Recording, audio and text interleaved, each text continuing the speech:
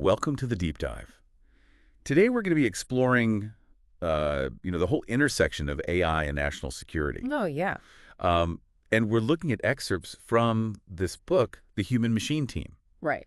And it argues that we're not just, seeing another technological advancement, but an actual revolution, the digital era revolution. Yeah. So our mission today is to kind of understand how AI is changing the game in national security, Yeah. what opportunities it's bringing, what unique challenges it presents, Right. but also like how all this is going to impact you listening right now, your life, your safety, your future. Absolutely. Yes. You know what's really fascinating about this book is it actually compares right now to pivotal shifts in history, Oh, wow. like the agricultural revolution or the industrial revolution. Okay. And those weren't just about new tools. They No. completely reshaped societies, Right. like how people lived, how they worked, Okay. everything. So are they saying that this digital era revolution that's fueled by AI is going to have that kind of impact? Yeah, they're saying it's not just about fancy gadgets and algorithms. Okay. It's a total paradigm shift that will touch every single part of our lives. Wow. And they actually use this, powerful but kind of provocative analogy to get this point across. They say that the last 40 or 50 years of all this crazy tech development we've seen, Yeah. that's just been foreplay Okay. for the massive changes that AI is about to unleash. Wow. That's a pretty vivid image. Yeah, But in practical terms, what does all that even mean for us? right. How is AI going to actually change how we think about national security?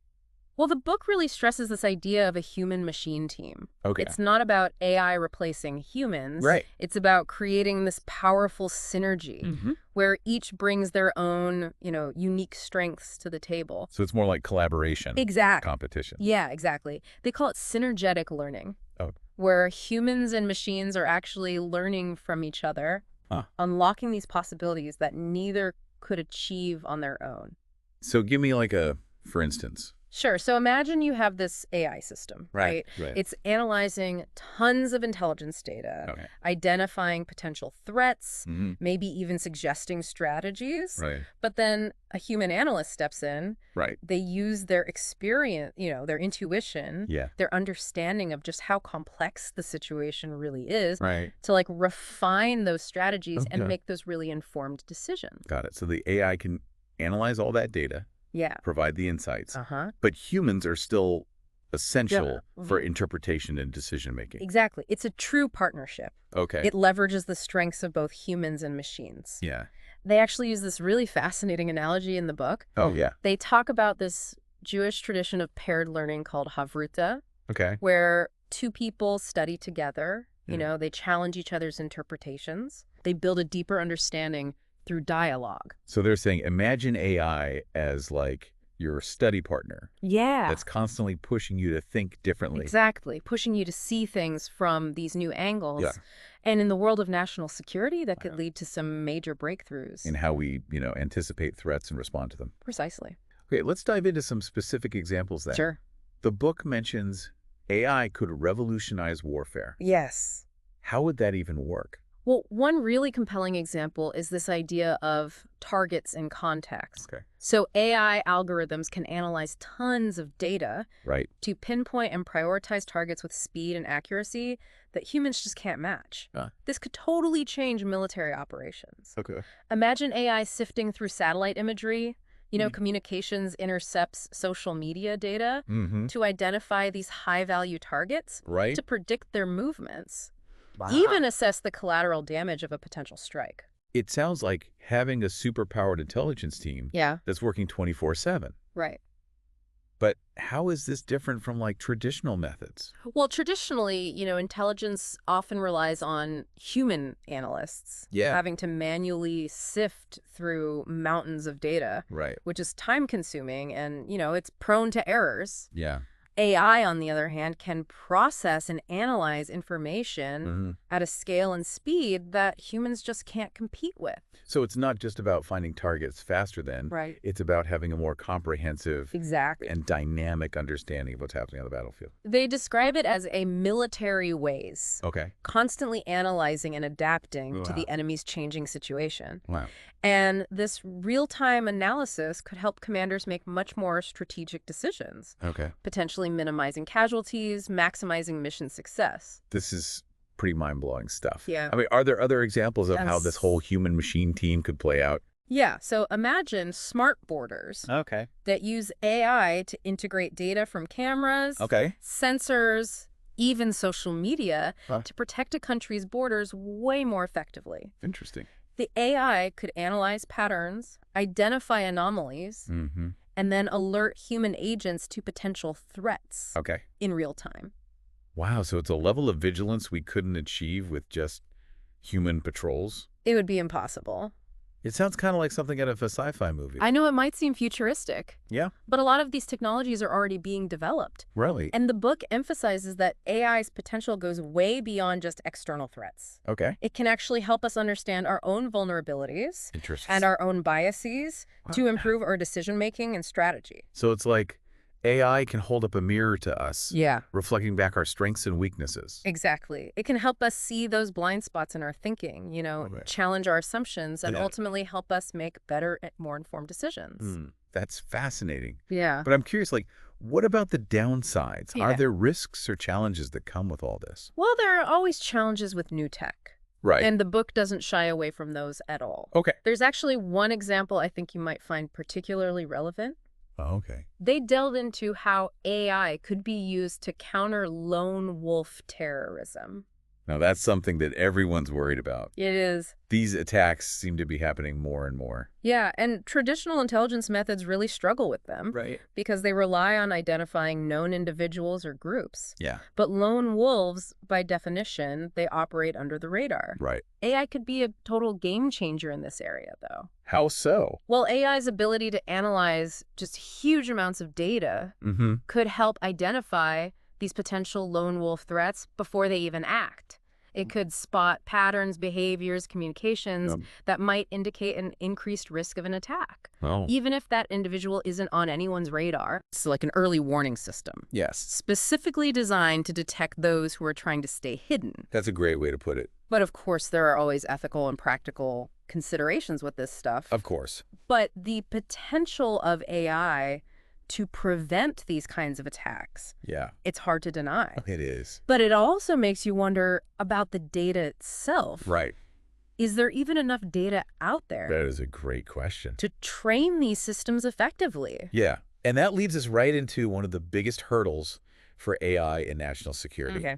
The data challenge. So what is that exactly? Well, it's a multifaceted problem. Oh, On the one hand, you have intelligence agencies that are used to operating with a data monopoly. Meaning? They're used to controlling access to information. Right. And that can really hinder the collaboration, data sharing that's needed to develop AI effectively. So they need to break down those silos and start sharing. Exactly. But then there's another dilemma. They call it the open-closed network conundrum. That sounds complicated. It is. It's all about finding that balance between security and access. You need to keep that classified data safe. Right. But you also need to tap into that massive amount of information that's out there on the open internet. It's like trying to build a fortress with windows. Exactly. But how does that impact AI development? Well, these AI models, they thrive on massive data sets. Yeah. The more data they have access to, the more accurate and effective they become. Right. But when you're dealing with sensitive national security data, you can't just throw open the doors to the internet. So it's a trade-off. It is. Between security and innovation. Exactly. And then there's also the challenge of learning from these singular events. I'm not sure I follow. So AI models, they're really good at identifying patterns in vast data sets. Right. But every conflict, every terrorist attack, it's unique in its own way. So how do you teach a machine to learn from something that's never happened before? That's a great question. Yeah. How do they even begin to address that? That's where we'll pick up in part 2 of our deep dive. This is getting really interesting. I can't wait to hear more. Yeah. So before the break, we were talking about that challenge of teaching AI to learn from singular events. Right. Those unpredictable moments that don't really fit neatly into any existing models. Yeah. And this is really a critical issue. See, AI often relies on recognizing patterns from tons of data. Yeah. But every conflict, every terrorist attack, they all unfold in their own unique ways, influenced by so many variables. So how can AI systems even be trained to handle those unpredictable scenarios, Right. those outliers that don't really fit into existing models. Well, one approach that the book suggests is to break down these complex events Okay. into smaller, more manageable data points Right. that can then be fed into AI models. So instead of trying to predict like an entire war, you'd focus on predicting specific actions or patterns. Exactly. It's all about finding the right level of granularity. Okay. For example, instead of trying to predict when a conflict might break out, Mm-hmm. AI could be used to analyze patterns of troop movements, Oh, maybe communication spikes, right. or even changes in social media sentiment, Interesting. all of which could point to escalating tensions. That makes sense. Yeah. But I imagine this is still incredibly complex, Oh, absolutely. requiring sophisticated algorithms and Yeah. a ton of computing power. And that's exactly why the human-machine team really stresses the importance of building the right foundations. Okay. They propose this FAST framework for AI development. Fast. Yeah. Tell me more about that. So AST stands for Foundations, Acceleration, Singularity Time. Okay. The foundations element really emphasizes the need for a strong data infrastructure within national security. Okay. So we're talking storage capacity, high-performance computing, and the ability to securely share data across different agencies and departments. So that's the essential groundwork It is. that needs to be in place before you can even think about more advanced AI applications. It's like building a solid foundation before you can construct a skyscraper. Exactly. And then once those foundations are in place, Yeah. then we can move into the acceleration phase, Reshaping. aggressively pursuing AI applications, Oh. prioritizing those with the biggest potential impact. So moving beyond like the theoretical research Yeah, and actually putting these AI systems to work in the real world. exactly. But this requires a real shift in mindset. Yeah. You know, a departure from that traditionally risk-averse culture that a Right. lot of security organizations have. Yeah. Because developing AI is inherently experimental. Right. It involves trial and error, Mm-hmm. and failures are going to happen along the way. So embrace failure as part of the learning process. Exactly. We need to be more agile. Okay. We need to be more iterative in our approach, Right. constantly testing and refining AI systems based on real-world feedback. So it's like we need to bring a bit of that Silicon Valley mentality, Yeah, move fast and break things, right. but obviously in a controlled and responsible way. Of course. Yeah. And that brings us to the final element of the FAST framework, Okay. the one that usually sparks the most debate, Okay. Singularity Time. And this is where we get into like science fiction territory, right? Well, The idea of AI surpassing human intelligence. it might seem far-fetched, Yeah. but the book argues that we need to start planning for this possibility, Right. even if it's decades away. Mm. Imagine a future where AI systems can independently analyze threats, Right. develop strategies, Huh. even execute missions Wow. without any human intervention. I mean, that's a pretty unsettling thought. It is. It definitely raises some really profound questions about Yeah. control, accountability, Mm. and the very nature of warfare. Right. But whether we like it or not, the possibility of super-intelligent AI is on the horizon. Okay. And as the book suggests, it's better to grapple with these issues now Right. than to be caught off guard later. So while we're building this human-machine team in the present, Yeah, we also need to be thinking about the implications of AI's future evolution. absolutely. But right now, how is the U.S. actually approaching this AI revolution? Well, the book highlights some core elements of the U.S. national AI strategy that Right. I think are worth exploring. Yeah. First and foremost, they're really emphasizing experimentation and embracing risk, Okay. which is a big departure from that traditional risk-averse military culture. Yeah, you mentioned that earlier, It did. the need to be comfortable with failure as part of the process. Exactly. They're realizing that AI development isn't a straight line. There are going to be setbacks, Right. unexpected challenges. It's like navigating uncharted territory. It is. You don't always know where you're going, Right. but you got to be willing to adjust course along the way. That's a great way to put it. And another key element of the U.S. strategy Okay. is a strong focus on public-private partnerships. Which makes sense because a lot of the cutting-edge AI research and development Yeah, is happening outside of government, it is. in companies like Google and Amazon. Exactly. And the government recognizes that they can't do this alone. They need to tap into that expertise Mhm. and that innovation that's happening in the private sector. So they're trying to bring Silicon Valley to the Pentagon. Exactly. And one way they're doing that is through initiatives like the JAIC. Okay, the JIC. Yeah, the Joint Artificial Intelligence Center. Tell me more about that. So the JAIC is like this dedicated hub within the Department of Defense. It's a space where military and industry experts can work together to speed up AI development. And they're focusing on a whole range of applications. Such as? From cybersecurity to autonomous systems to even using AI to improve military logistics and decision-making.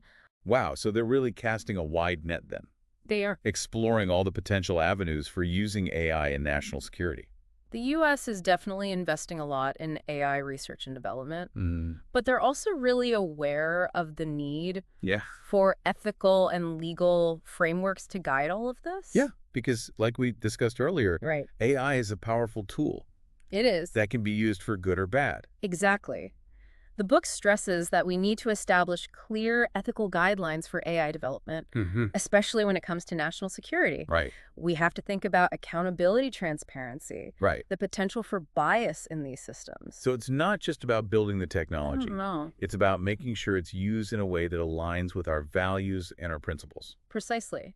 The U.S. is trying to be proactive in addressing these ethical concerns, and not just for their own sake, but to set a global standard for responsible AI development. Because AI is a global phenomenon, and the decisions we make today are going to have far-reaching consequences. Absolutely.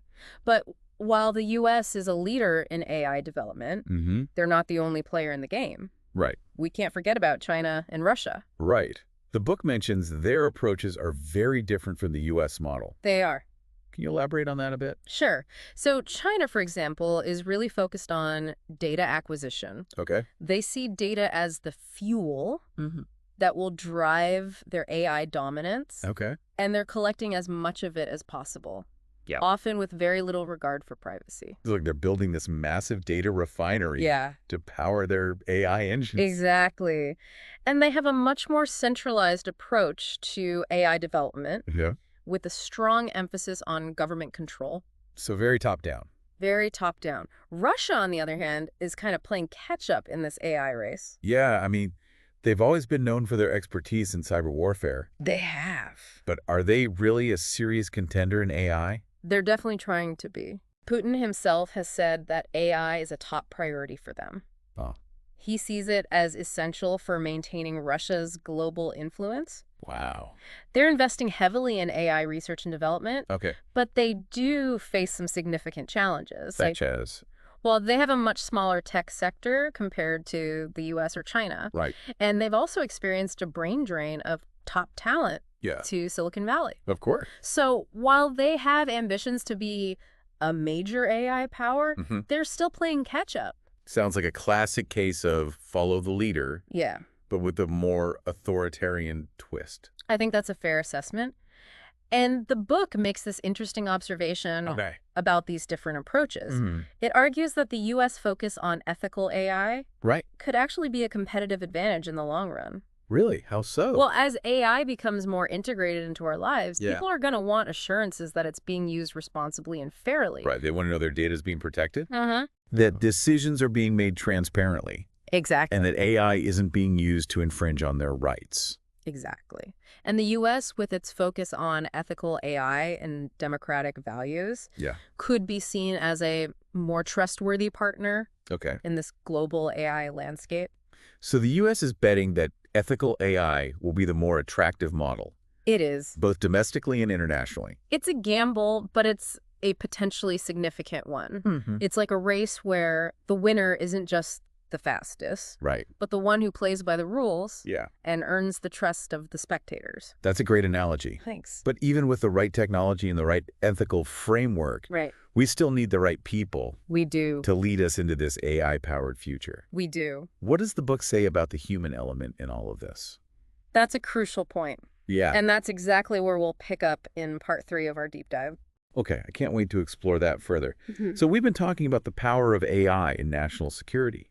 You know, exploring the challenges and opportunities. But as we've said, even the most advanced tech is only as good as the people using it. Exactly. So how do we prepare ourselves to be effective partners with AI in this crazy changing world? Well, the book, The Human Machine Team, it really emphasizes that even as AI gets more and more sophisticated, human leadership is still absolutely essential. Okay. We need leaders who get it, they understand the potential of AI, but also the risks. Leaders who can guide their organizations through this, complex transition. So it's not just about technical expertise then. No, it's not. It's about having the vision, the judgment, the ethical grounding to steer AI development in the right direction. Precisely. We need leaders who can balance innovation with responsibility, leaders who can inspire trust in a world that's becoming more and more reliant on machines. It's a tall order. It is. But it's so crucial. It is. To make sure that AI enhances our security and doesn't undermine it. Exactly. It's almost like being the captain of a starship, Yeah. Exploring the unknown while keeping your crew safe. It's a great analogy. And the book goes even further. It argues that the AI era demands this fundamental shift in organizational culture. How so? Well, it calls for a much more collaborative data sharing approach. Breaking down those traditional silos that have always kind of held back innovation. Right, especially in intelligence and security agencies. And remember that whole discussion about the data monopoly? Yeah. The open-closed network challenge? Yeah, to really harness the power of AI, we got to foster this culture of openness, transparency, information sharing. So it's about moving away from that need-to-know basis to a need-to-share basis. Exactly. Recognizing that the more data we can feed into these AI systems, the better they're going to perform. Right. And that can be a tough transition. It can. For organizations that are used to operating in secrecy. Right. They like to compartmentalize information. But it's essential for maximizing the potential of AI and making sure everyone's working together towards the same goal. So this cultural shift needs to happen not just within organizations, but across the entire national security enterprise. Absolutely. And that brings us to this question. Okay. That goes beyond institutions and structures. It's a question for all of us as individuals. Okay. If this human-machine team is the future of national security, how do we prepare ourselves to be good partners with AI? That is the question, isn't it? It is. I bet a lot of our listeners are thinking about that right now. I'm sure they are. So what does the book suggest? Well, first and foremost, it emphasizes continuous learning. Okay. And I'm not just talking about learning new technical skills, although those are obviously important. It's about having this mindset of lifelong learning, being willing to adapt and evolve as the tech landscape changes around us. Because the pace of change is only going to get faster. Oh, absolutely. What's cutting edge today might be obsolete tomorrow. Right, like running on a treadmill that keeps speeding up. Yeah. You got to keep pace or you're going to fall off. Exactly. But as we adapt to this, rapidly evolving world, we can't lose sight of what makes us human. Right. The book talks about the importance of these human-centric skills. Like what? Things like critical thinking. Okay. Creativity, communication. Empathy. The ability to build relationships. Right. These are the skills that machines, at least for now, can't replicate. Right. And they're the skills that are going to be most valuable in this human-machine team of the future. So it's not about competing with AI. No. It's about complementing it. Exactly. Bringing our unique human strengths to the table. This has been really insightful. Thanks. As we wrap up our deep dive here, any final thoughts you want to leave our listeners with? Well, I think the big takeaway is that the future isn't set in stone. It's up to us to shape it. This AI revolution, it presents incredible opportunities, but also daunting challenges. The choices we make today as individuals and as a society, they're going to determine the kind of world we create. That's a powerful message. It is. Embrace the possibilities. Be mindful of the risks. Never stop learning and adapting. Exactly. The future is in our hands. Well said. Thanks. Thanks for joining us on this deep dive into AI and national security. It's been a pleasure. It's been fascinating. Yeah, it has. And to all of you listening, thank you for joining us on the deep dive. Yeah, thanks for listening. We'll see you next time for another exploration of the world's most fascinating topics. Absolutely. Until then, keep exploring, keep learning, and keep asking those big questions.